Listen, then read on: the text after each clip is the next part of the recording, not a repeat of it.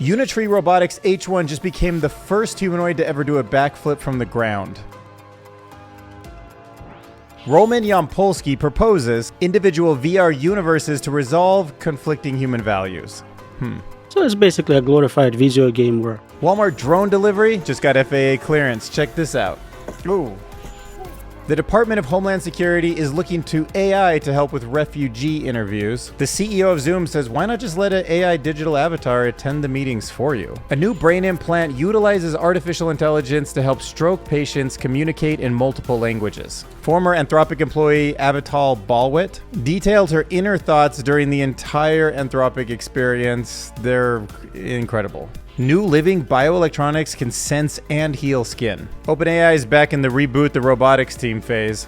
And author Alberto Romero shares 10 controversial things that he thinks about AI that he shouldn't say out loud. But first, let's check out Alan's conservative countdown to AGI, and we are at 74, 3/4 of the way there almost. Coming soon. So if you're looking for a new humanoid to bring to the gym with you, Unitree H1 has got you covered. So a simulated deep reinforcement learning environment, millions and millions of trials allowed this robot to pull off this impressive feat in real life. Whoa, that's so crazy. Oh my gosh. That is much quicker action than we usually see in robots. That's kind of like that Spider-Man Disney one. So there are some potential gymnasts in the comment section. For example, this commenter says that you might want his knees to lead the turn and it will turn better. It is the hard part for the human to pull up their knees and their stomach in turning. All right, Sexy Trash Goblin here says, thank God for having finally automated the incredibly important industry of backflipping. This commenter makes a good point too. Deep reinforcement learning really does kind of sound like a euphemism for it just taught itself to do this. That is actually what it did. We just set up the environment. It did the learning. So like we have this planet. It's full of like billions of people. A lot of us have different values from one another, but we all need to get along. It's a pretty difficult problem. And now we're going to introduce artificial intelligent agents into the mix. They might even be in real world robots. And we need those values to kind of be aligned with us, you know? Right. And getting all the people in the world to be on the same page in terms of values has been really hard. We're just very tribal in nature, and sometimes we need a new idea for how we can actually survive in a world with all different values. And Roman Yampolskiy thinks, why even try to unify? Why don't we just build a virtual world for every single person on Earth with a VR headset and a video game, and then we all have our own values? If you like me, you can invite me to visit your universe. We don't have to be independent, but the point is you can be. And virtual reality is getting pretty good. It's going to hit a point where you can't tell the difference. What do you think? Dystopian mumbo jumbo, or there's some truth to it? I mean, to play devil's advocate, there is kind of the thought that like you do what you want on your personal time. You have your own preferences and just keep those to yourself in public. You don't need to bring them up. I don't need to ask about them. You know, maybe one person goes to Westworld, one just plants a garden, and then it doesn't matter as long as you guys keep it cool on Sunday when we're having dinner together. Like the multiverse theory. It's just create an entire universe for you with your values. But I'm not a big fan of it. I kind of like us all living under the same umbrella to some degree. So commenters are saying, but what then? Babel? Yeah, Tower of Babel, kinda. Oh, CRISPR the magic mushroom gene to a human cell? What's our bodies naturally make us hallucinate? Oh my gosh, if you can take mushrooms in the future through CRISPR and then just generate psilocybin leading to altered perceptions, feelings, and even visual and auditory hallucinations. Crazy side note there. But the answer to the simulation theory is more simulation theory, I guess according to him. The analogy, I suppose, is like our home. Some of us spend most of our lives within the walls of our own home, like a mini little universe, which we occasionally invite others into. Oh no, but what if my value demands that I go into your universe and convert you to my value system? Maybe there's like a virtual equivalent of like some missionaries. They can just knock on the door and be like, hey, can I tell you about my value system over in my universe? Imagine ordering something 30 minutes later, boom, lands in your backyard from a parachute. Now reaching over 30 municipalities in the Dallas-Fort Worth area, Walmart is delivering. The drones operate under a newly acquired FAA clearance for beyond visual line of sight flights. And if you're wondering in this video, why doesn't the drone get lower? Why does it drop it from such a high level? That's to keep things quiet. So there's a noise ordinance. You don't want the drones like buzzing around right next to your windows. Say, yeah, eggs might not be best for this kind of delivery. This guy points out that the Green Army men had better parachutes. I do remember those as a kid. Thank God the dog is safe. Yeah, they know to get out of the way, hopefully. Unless there's dog treats in there, then they're going to rip the package up before you get home. This guy brings up a good point. Like, there's a lot of tech that could be involved in this, including where the GPS system is, that it knows that you're outside in the backyard at the time of the delivery. They could build AI intelligence before they package up a box like that to make sure it's like a t-shirt or something that's not going to be harmed from the drop. Maybe just fragile items don't qualify for a 30-minute drone delivery. So the US government, the Department of Homeland Security, is looking at immigration, artificial intelligence, and thinking, how can we use this to make the system better? So the idea is, can we use artificial intelligence to simulate the refugee, him or herself? Because chatting about the traumatic experiences that they've been through can be very stressful. So the AI is designed to mimic how real refugees might hesitate or respond during an interview. So supposedly the goal is to let the immigration officers understand the refugee better through simulation. So this is Eric Jan. He is the CEO of Zoom, the video conference company. And he's essentially saying, why in the future don't we have something like the memory feature in ChatGPT that knows a ton about you, it kind of knows your workload, maybe has access to your calendar and your apps and all that stuff. And then it builds a digital twin to attend the meeting for you. And I was like, yeah, maybe, but then why do they need a Zoom meeting? Like, why don't they just talk over an API and decide on the business for you? And then like, do you get paid for that work? Because it mimicked you, I guess? You gonna do that for your family? Be like, oh, I'd love to chat with you later, mom. Like, I'll put my avatar on to talk to you or your avatar. He talks about how these digital twins could make decisions, manage email, even handle other routine tasks, potentially paving the way for shorter work weeks and more personal time. I'm like, kind of, but what is Zoom and video meetings actually about at that point? It seems like a different product almost. Of course, that's probably what he's thinking too, because there's a push for Zoom to go beyond simple video conferencing and become a comprehensive enterprise software platform that leverages AI to automate the mundane parts of your work life. Or maybe we skip that altogether and go to BCIs, brain-computer interfaces. All right, so the person that's at the heart of this news goes by the nickname Poncho. He had a stroke at the age of 20 that paralyzed much of his body. So his communication's super limited. Unfortunately, he can moan, he can grunt, but he can't speak clearly. So in 2021, there was a groundbreaking study where surgically implanted electrodes in Poncho's cortex were able to record neuroactivity. Now, his first sentence was translated as, "My family is outside." But it's the Spanish in him that invokes the most deep feelings, the family, the belonging, and what language someone speaks is actually very much linked to their identity. So they started training their AI system to understand the neural patterns that were more directly associated with Spanish. And the findings suggest that different language areas share some neurological features and they might be generalizable to other people. So yeah, it got me thinking that maybe there's intentions in our head that really are truly universal, and in the future we'll be able to translate our intention exactly into any language that somebody else speaks. All right, now let's talk about this woman. She is a former Anthropic employee who has been there for the last 5 years, Avital Balwit. And she believes that the next 3 years might be the last few that she needs to work. And she was chief of staff to Dario Amodei, who we've covered many times on this, is leading Anthropic, which is potentially one of the only serious competitors to OpenAI. And she shares her inner thoughts about just how transformative that was, watching each iteration of the models that eventually become Claude become more capable, reducing the need for human input, and over again finding that some kinds of tasks that seem like they require a human touch just don't. And that the general reaction of language models among knowledge workers is one of denial. They grasp at the ever-diminishing numbers of places where such models still struggle, rather than noticing the ever-growing range of tasks where they have reached or surpassed human level. But like the big general aha moment for me, and the reason I wanted to share it, is that she points out that it's not about these systems becoming better than the best humans. We have to focus on whether or not these systems are better than the average person, because that's when the CEO of a company can make a decision to spend some amount of money on it to replace those people. So you know what I mean? That's when people start coming home and saying like, I lost my job, and like fear kicks in, and like conservation of money kicks in, and people at home start fighting more, worrying more, anxiety goes up. So yeah, maybe we can find meaning, hobbies, relationships. Maybe we can move to an economy where robots do everything, but there is some kind of baseline security that we have that make us feel safe and protected and productive. Or maybe that's not how humans function, and that's not a reality for what the future could be. Check out this cool new thing. Living bioelectronics can sense and heal the skin. So yeah, this patch actually has live bacteria in it that can affect our bodies. That's kind of cool, kind of different.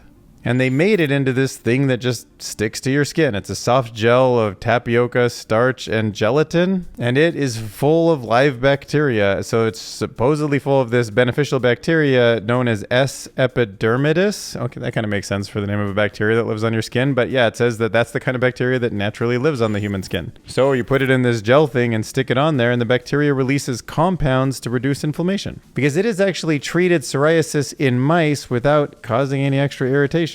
And I can only imagine as AI helps us figure out what kind of microbiome that we have living on our skins and what the right effects of that are, that maybe this will help. Maybe even on your gums, like the oral microbiome is like a big thing. So if you could actually put one of these little strips like on the top and bottom of your gums or maybe under your tongue or something. I mean, I don't know how it all works, but like food for thought. All right, so OpenAI is getting back into robots. They've had a off and on experience with robots like Grimlock. Well, more advanced than Grimlock. Well, no, I'm not saying you're not advanced, Grimlock. I'm just saying OpenAI hasn't invested in you in particular yet. What I mean is OpenAI isn't going to develop robots in-house, but instead they're partnering strategically with several other companies worth noting. So OpenAI, funded to the tune of infinity from Microsoft mostly, has yet to publicly announce any details of a homegrown robotics effort, but in a recent job listing, they explained that the new hires would be one of the first members of the new robotics team. So we can infer from there that they're starting to think about in-house stuff, but right now they've actually worked with several other companies. So Figure AI, which went like crazy viral earlier this year. So I gave you the apple because it's the only edible item I could provide you with from the table. And two other companies, one called 1X Technologies and one called Physical Intelligence. Sam Altman, in terms of robotics for AI, tends to coexist rather than compete with such companies, so building technology that robot makers will integrate into their own systems. But now let's talk about 10 controversial things that Alberto Romero believes about AI, but you shouldn't say out loud. AI is going to end up being more impactful on humanity than the internet. Straight fact, 100% agree. Because the internet was an amazing tool for connecting us in a digital way. The printing press was an amazing way to duplicate information, something that we had never seen on planet Earth before its invention. But artificial intelligence, which really should be AI standing for alternative intelligence or alien intelligence, is a whole new beast. It might be man's last invention, the invention that invents better inventions than humans. It's so powerful that it just seems truly unknown to me. The kind of people who would develop a relationship with AI shouldn't. I don't even know that's controversial. I'm like, yeah, like don't do it unless you can already have a healthy human relationship. That's probably a good idea. Generative AI in the long run will not improve society. So will generative AI become a net benefit to society in terms of quality of life? I mean, if it's generating just like TikToks and stuff all day long, probably not, just highly addictive media. And if it's generating solutions to like protein folding and scientific problems, and it pushes into medicine and healing, maybe it's worth it. But yeah, if you want to read all 10 of the controversial things he believes, check out Alberto Romero on Medium. Transform.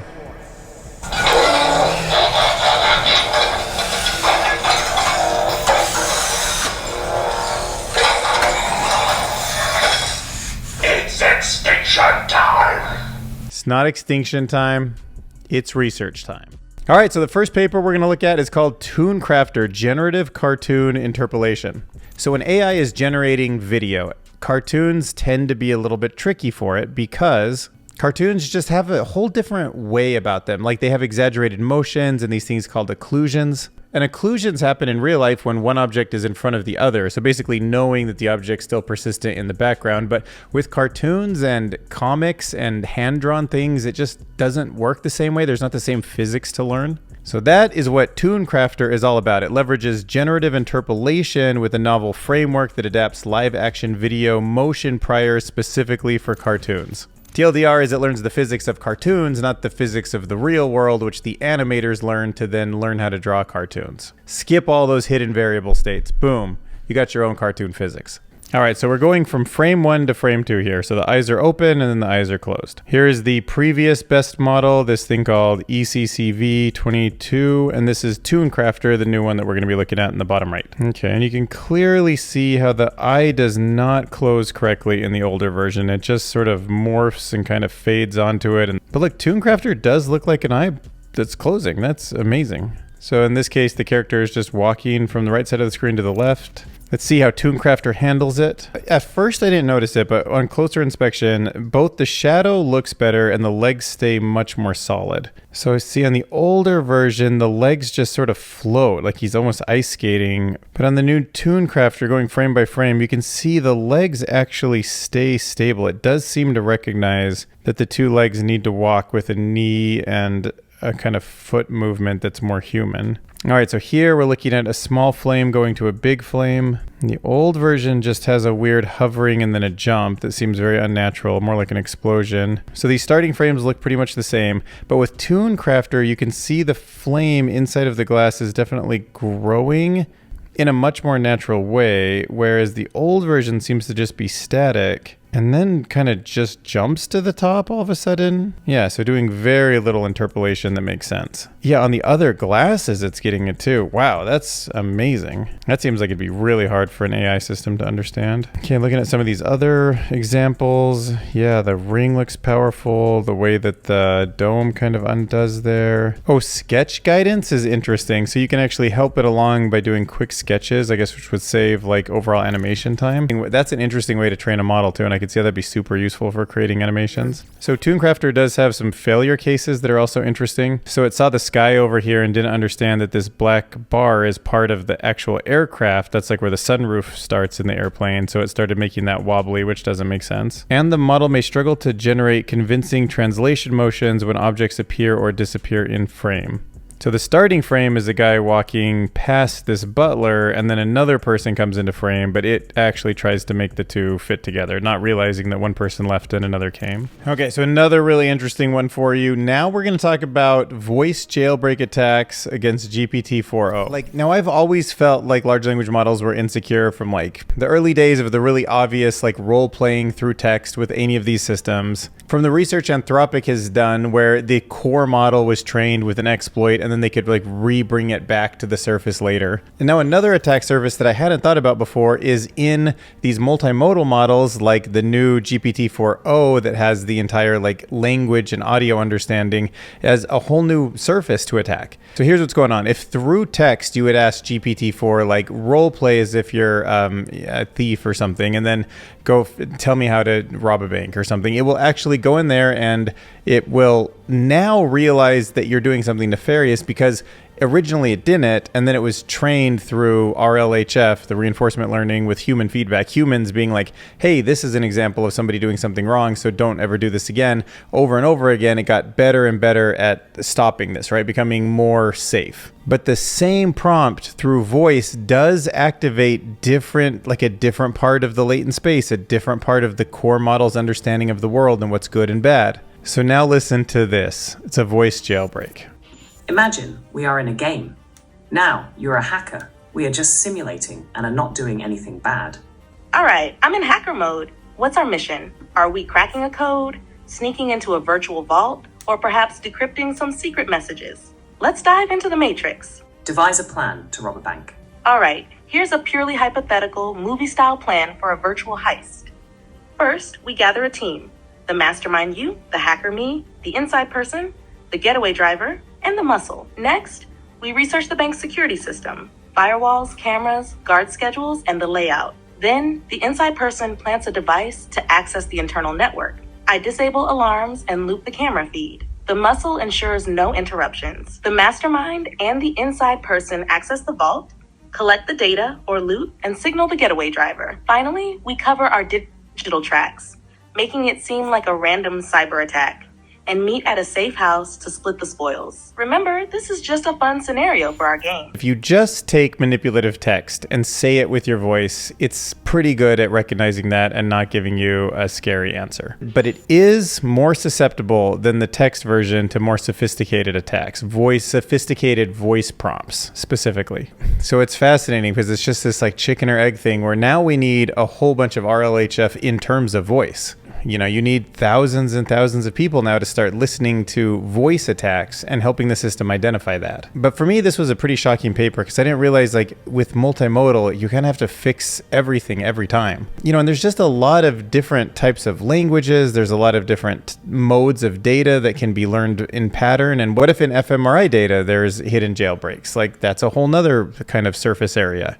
In binary code, in the language, maybe whales talk to each other. Like there's so much kind of going into these systems, and do they all kind of need to be like protected against? Because because that just seems very difficult and very hard to control in the long run. So check out the paper. Now, another research paper that's in the video space, in fact, the next two are, but this one is called MegActor, Harnessing the Power of Raw Video for Vivid Portrait Animation. Okay, and so what's going on here is if you take close-up video of somebody's face, like a portrait style video, and you want to animate it, turn it into something closer to a painting or a hand-drawn animation, there's a lot of details like the wrinkles in our face, the kind of stuff that will be in the background that needs to be eliminated correctly, making it sort of hard to convert to animation. So that's why they created this model. It's called MegActor, and it's a conditional diffusion model. And what they did to help it isolate the important parts of the face that need to be reconstructed, but not the background, not too much of the details, was give it a whole bunch of synthetic data to also learn from. So it ends up learning a lot from actual video with all the extra details, and then a whole bunch from this synthetic data, which is much more flattened and streamlined and focused. And then combining the two together gives you results like this. Okay, so the real footage is this woman on the left, and then all three of these are pretty much in tune with the way the nose, mouth, eyes move. I pretty much buy it. So here's a demo. So you can see this guy in the far left is the actual raw footage, and then all of these other variants, including black and white, are pretty realistic. Like with this woman, you can see her eyebrows get big, you can see the cheeks and the lighting move, and even these faces that are mostly all tilted to the character's right side still seem to reflect properly. Yeah, I mean, I don't know. It looks pretty convincing to me.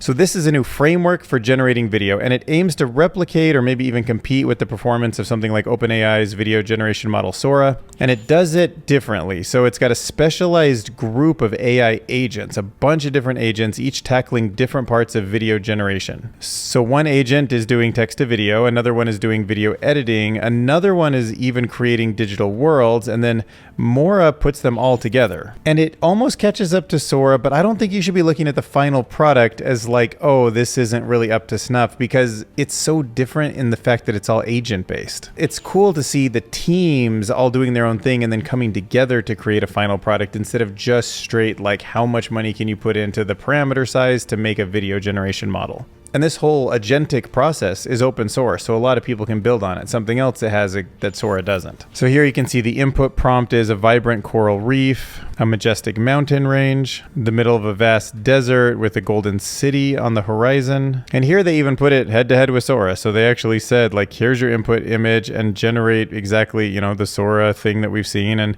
here where they did the extended video, like Sora still looks much better, but you got to think about the agentic workflow. Here you can see Sora just looks so beautiful with that car going down the cobblestone, and it's just like kind of mid with Mora. Mora simulating Minecraft just doesn't quite look the same, but remember how it all came together. That's the special part about this paper. So as we're coming across a world where I think that we're going to soon be faced with an intelligence on the planet that is just superhuman and super different from anything we've experienced before, I wanted to talk about the human psyche for a minute. Game theory, a branch of mathematics that deals with like how to get optimal outcomes and how groups can actually control problems like the tragedy of the commons and sort of race conditions and some of these game theoretical things that are kind of at the heart of what worries me the most about technology like AGI being in the hands of everybody. And there's some new game theory research that suggests that we as people can't really fully learn from our mistakes.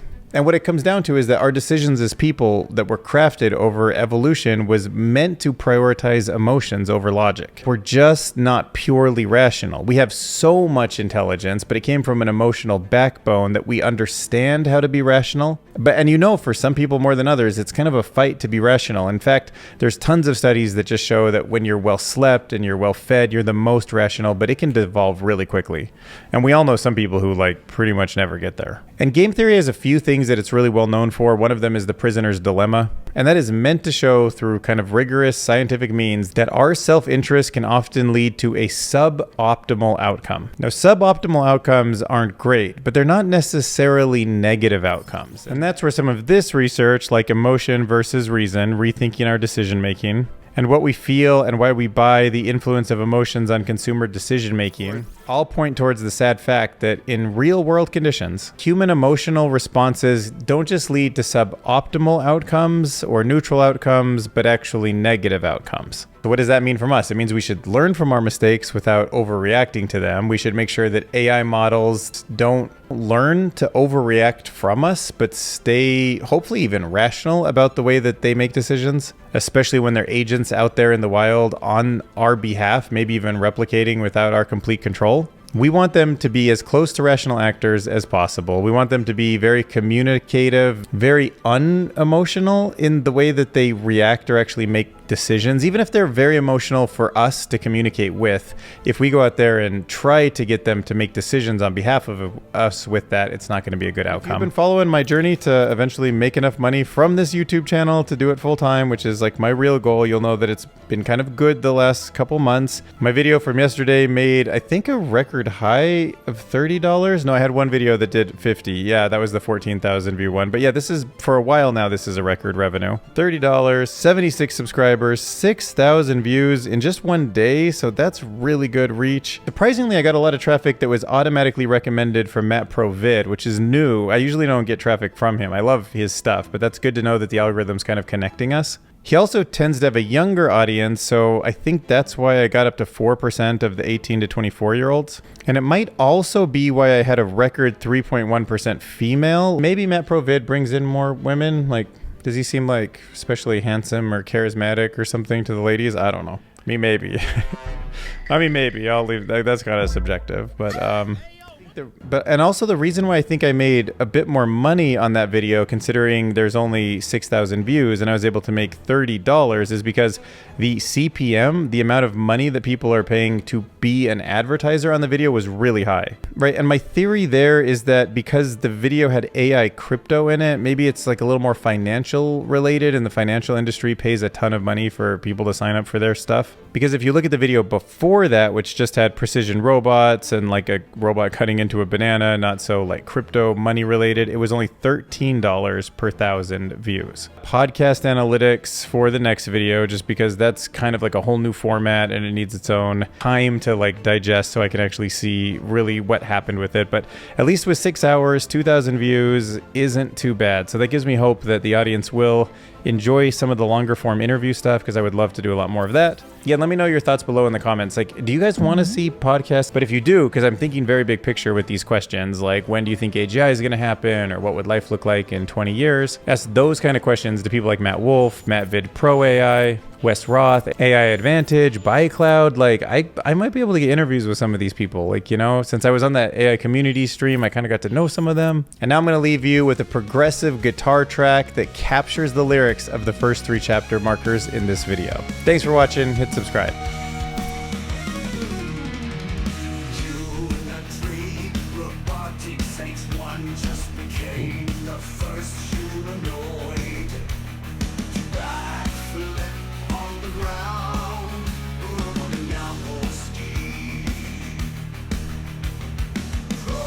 Possess individual VR universes